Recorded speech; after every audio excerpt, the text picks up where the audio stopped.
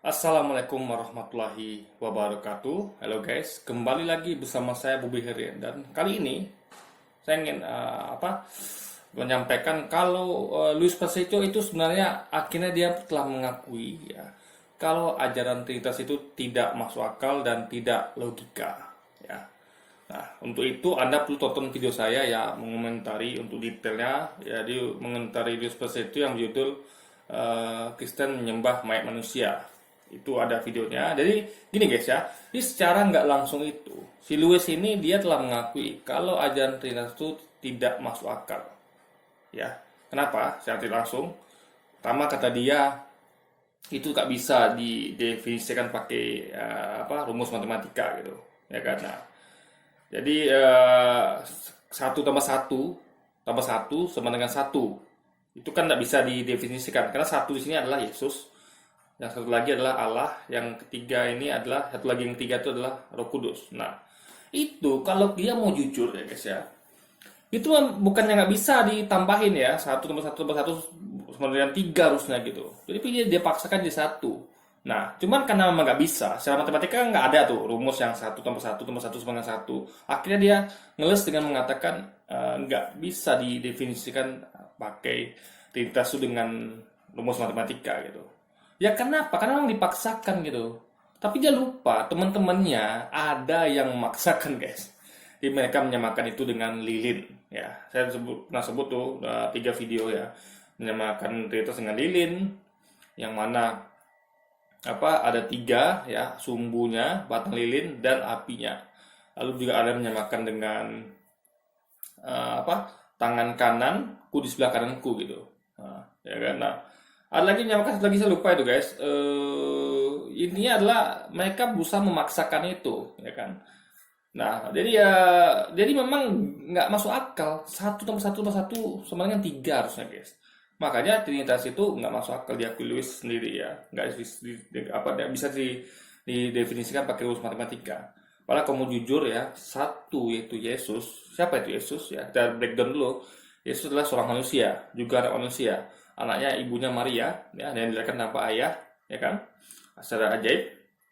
Dan dia butuh makan, butuh minum. Dia tidak tahu kapan kiamat. Dia butuh minjam keledai. Meskipun sebenarnya bukan minjam guys, kalau saya ini mencuri. Kenapa? Karena kalau minjam yang baik itu adalah kita datangi orangnya bilang baik-baik, Pak saya minjam keledai, tapi tidak.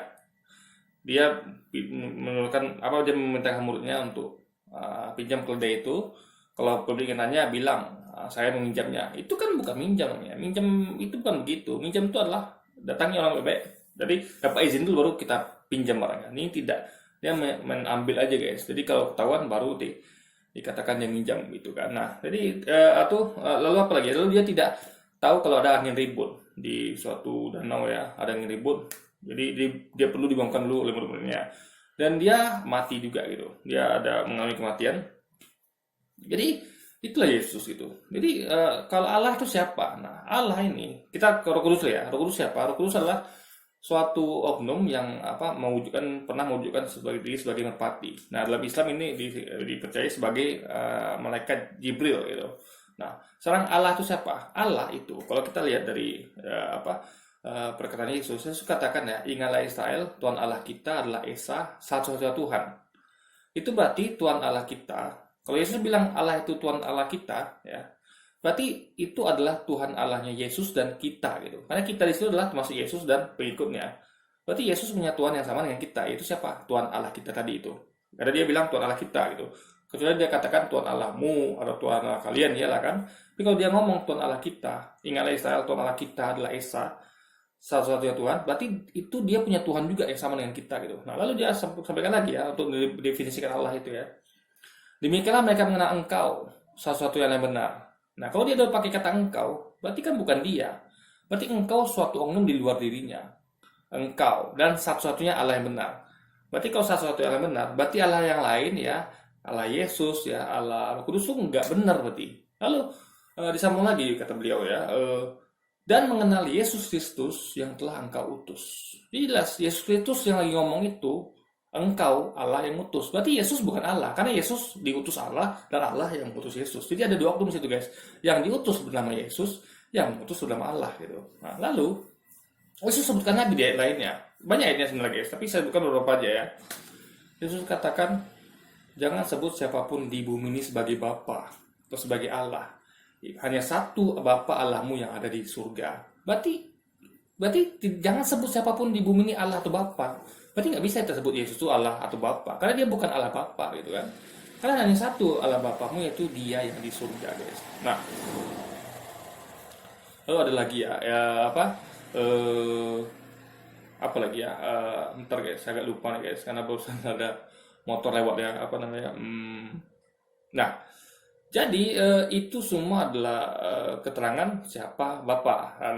Nah, Allah sendiri mengatakan ya, Allah pernah mengatakan kepada kaum Yahudi waktu itu di Alkitab Perjanjian Lama, kepada siapakah kalian hendak menyamakan, mengumpamakan, membandingkan sehingga kami sama, gitu. Ya kan? Nah, ini ada umat Kristiani, seorang umat Kristiani yang mengatakan, oh itu maksudnya itu kepada dia, Allah tuh ngomong pada kaum Yahudi. Oke, saya terima memang gitu kan. Nah, tapi yang nggak saya terima adalah dia ngomong gini guys, ini maksudnya adalah karena kaum Yahudi itu menuankan dewa-dewa, berhala gitu kan. Nah, ini dia tengok di konteks kalimatnya nggak masuk, karena kalimatnya ada 3 guys ya. Kepada siapa engkau hendak menyamakan, membandingkan, dan mengumpamakan sehingga kami sama. Nah, kalau kalau membandingkan oke lah, membandingkan. Berarti ada misalnya ada Tuhan namanya Allah, ada Tuhan namanya dewa. Itu membandingkan oke, masih masuk ya itu. Tapi kalau menyamakan, mengumpamakan tuh nggak masuk gitu. Masa Allah diumpamakan dengan, ada nggak orang Yahudi yang mengumpamakan, oh Allah itu adalah dewa ini, Allah itu adalah matahari gitu, kan enggak. Jadi ayat itu jelas. Kepada siapa kamu hendak menyamakan, alias Allah itu sama dengan siapa gitu. Kepada siapa kamu hendak mengumpamakan Allah, umpamakan dengan siapa? Kan yang ada Allah selama ini diumpamakan dan disamakan diumpamakan dengan Yesus kan. Itu artinya Allah itu menantang, kepada siapa kamu hendak menyamakan? Aku mengumpamakan dan membandingkan sehingga kami sama. Kepada siapa? Ya kepada Yesus gitu. Berarti Allah ingin mengatakan sebenarnya aku nggak sama sebanding dengan siapapun itu, termasuk Yesus gitu guys. Itu logikanya. Karena orang hanya menyamakan Allah dengan Yesus itu. Gak ada orang menyamakan Allah dengan matahari. Matahari ya matahari gitu kan. Kalau orang ada menuhankan matahari, pasti dia tidak menuhankan Allah. Tapi kalau orang menuhankan Yesus, dia pasti menuhankan Allah gitu. Karena Yesus malah sama, karena itu poinnya guys. Jadi sekali lagi, kita tahu ada 3 oknum di sini yang beda sama sekali. Makanya kalau dipakai rumus matematika, kalau mau jujur nih, itu masuk sebenarnya. 1 tambah 1 tambah 1 sama dengan 3. Itu rumus matematika dan itu benar. Makanya ketika Yesus ditambah dengan Allah, ditambah Roh Kudus, itu sama dengan 3 gitu guys. Itu kalau Louis Passetio dan umat Kristiani mau jujur gitu. Tapi mereka tidak jujur. Mereka berusaha mengaburkan dan mengatakan itu nggak bisa dibahas dengan rumus matematika gitu. Ya sama aja dia mengatakan itu memang aja tidak masuk akal, tidak masuk logika gitu. Lalu yang kedua dia sampaikan nggak bisa dibahas pakai hukum alam gitu, ya kan? Nah, dia lupa kalau Yesus itu bisa dibahas pakai hukum alam, ya. Kalau Allah mah nggak bisa, karena tidak ada yang sama serupa sebanding dengan dia gitu.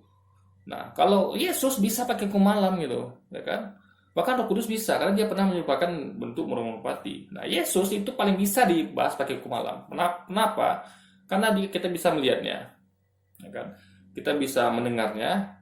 Dia makan, minum, dia tunduk dengan hukum alam, ya kan? Dia punya tunduk dengan gaya gravitasi. Yesus itu kalau lompat di tempat tinggi, dia bakal mati gitu. Atau atau dia kita pukul, dia bakal terluka. Dia kan di tombak, dia kena tombak kan. Itu berarti dia kena tunduk sama hukum alam Yesus itu. Ya kan? Nah, bagaimana Yesus itu menangis itu kan? Nah, air matanya jatuh ke mana? Jatuh ke bawah, bercucuran ke tanah seperti seperti darah yang bercucuran gitu, ya kan? Saking derasnya air matanya itu kan. Nah, jadi dan dia butuh makan, butuh minum, dan dia butuh apapun yang dilakukan manusia, guys. Ya, untuk hidup dia butuh makan gitu. Nah, jadi Yesus itu tunduk pada hukum alam. Jadi kalau dikatakan nggak bisa dibahas pakai hukum alam, dia lupa ada satu oknum yang bisa dibahas pakai hukum alam, yaitu Yesus itu, guys. Jadi Jadi sebenarnya dia pengen Yusuf mengatakan secara nggak langsung ya, kalau kita cerdas memahaminya, dia sebenarnya pengen mengatakan kalau ajaran Trinitas itu memang nggak masuk akal, nggak logis. Makanya nggak salah para mualaf itu pindah dari agama Kristen ke Islam. Kenapa? Karena mereka memang merasakan ini ajaran nggak masuk akal, nggak logis dan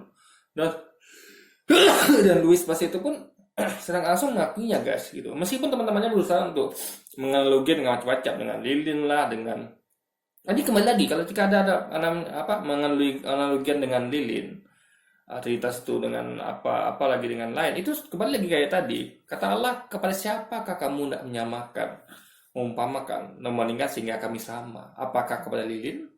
Apakah kepada Yesus? Ya, apakah kepada tangan kananku di sebelah kananku, gitu kan? Jadi sekali lagi ya, itu semuanya sudah jelas gitu. Dan dia sudah mengakui kalau itu memang ajaran tidak masuk akal dan tidak logika. Cuman dia malu mengungkapkan langsung dengan kata-kata itu. Dia lebih memilih kata-kata yang ya itu nggak bisa dibahas pakai ilmu matematika, nggak bisa dibahas dengan ilmu alam, hukum alam. Ya sudah, apa namanya kalau nggak masuk akal atau tidak logika. Oke. Jadi Louis cuman malu, dia cuman merasa malu aja tuh mengungkapkannya guys gitu, atau dia merasa nggak mampu mengungkapkannya. Dia pakai bahasa yang ya sebenarnya kalau orang cerdas itu bisa mengerti. Kalau memang nggak bisa dijelaskan gitu, memang itu tidak suatu yang tidak dijelaskan itu adalah tidak logis dan tidak masuk akal ya kan, kecuali kalau kayak Allahnya itu memang nggak masuk akal. Kalau poinnya Allahnya aja ya, karena Allah jelas mengatakan kepada siapa kamu tidak menyamakan, mengumpamakan, membandingkan sehingga kami sama. Itu berarti kan itu memang tidak ada persamaannya. Itu Anda mau cari apa di dunia ini? Coba yang sama dengan Allah, nggak ada. Berarti memang itu memang sesuatu yang tidak terdefinisi. Itu oke, saya setuju. Jadi kita bahas Trinitas ya, itu bisa dijelaskan dengan akal. Ada 3 waktu di situ. Karena ada posisi lemahnya itu Yesus, yang dia tuh tunduk dengan hukum alam, ya kan? Dan ada 3-nya ini bisa karena berbeda masing-masing ya. Suatu yang masing-masing berbeda bisa ditambahkan itu. Saya berbeda dengan adik saya, itu bisa ditambahkan itu karena 2 oknum gitu. Yesus berbeda dengan Allah, Allah berbeda dengan Roh Kudus. Itu semua ketiga itu bisa ditambahkan karena berbeda gitu guys. Kecuali kalau oknumnya sama nggak bisa. Saya tambah saya kan nggak bisa tuh.